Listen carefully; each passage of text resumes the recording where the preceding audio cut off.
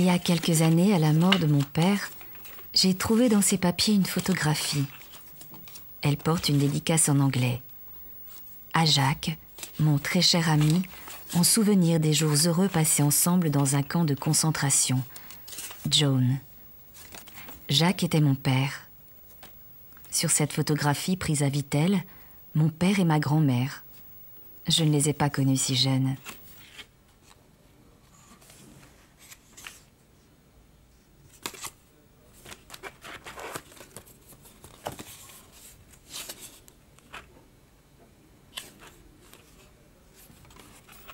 Vittel, ce nom qui revenait si souvent dans les conversations de mon enfance.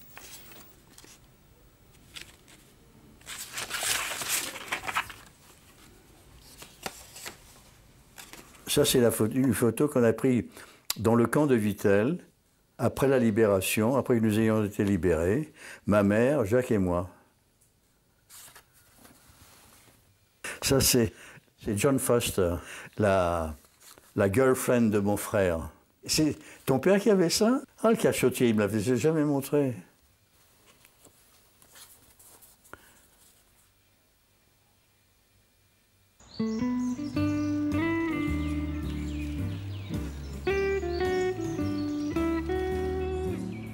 Vittel, ville d'eau de 1856 à nos jours. Vittel, ville-camp de 1941 à 1944. En mai 1941, par ordre de l'occupant allemand, une partie de l'établissement thermal de Vittel a été transformée en camp d'internement pour les civils britanniques.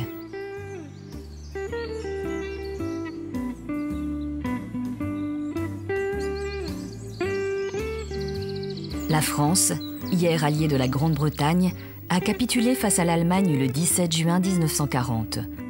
La Grande-Bretagne poursuit seule les combats. Les civils britanniques qui vivent en zone occupée sont considérés du jour au lendemain comme des civils ennemis de l'Allemagne. Sonia Gumuchian et Joan Hicks, toutes deux anglaises, vivent en France à la déclaration de la guerre.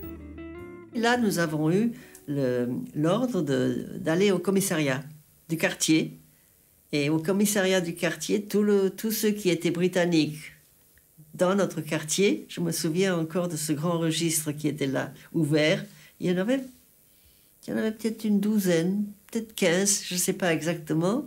Il y avait tous nos noms et on devait aller tous les jours signer. Et le 28 juillet, ils ont arrêté tous les Britanniques de la région.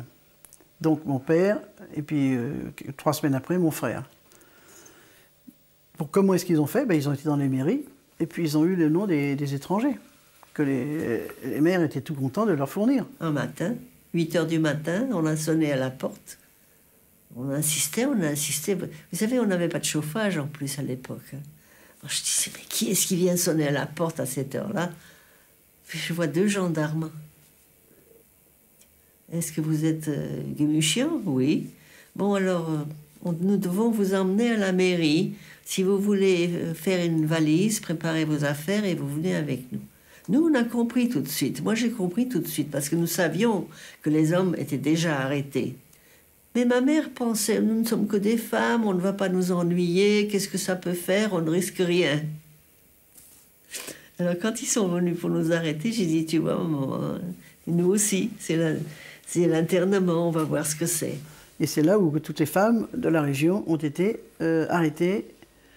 Et en une demi-heure de temps, on a été embarqués. Alors à la mairie du 15e arrondissement, des gens avec des paquets, des valises, des enfants. C'était éparpillé un peu partout. Alors il y avait des Allemands dans une salle, de nouveau, vérification, qui êtes-vous, etc. Et on nous a emmenés à Maison Lafitte. Et là, on nous a mis dans des trains. C'était le 5 décembre 1940.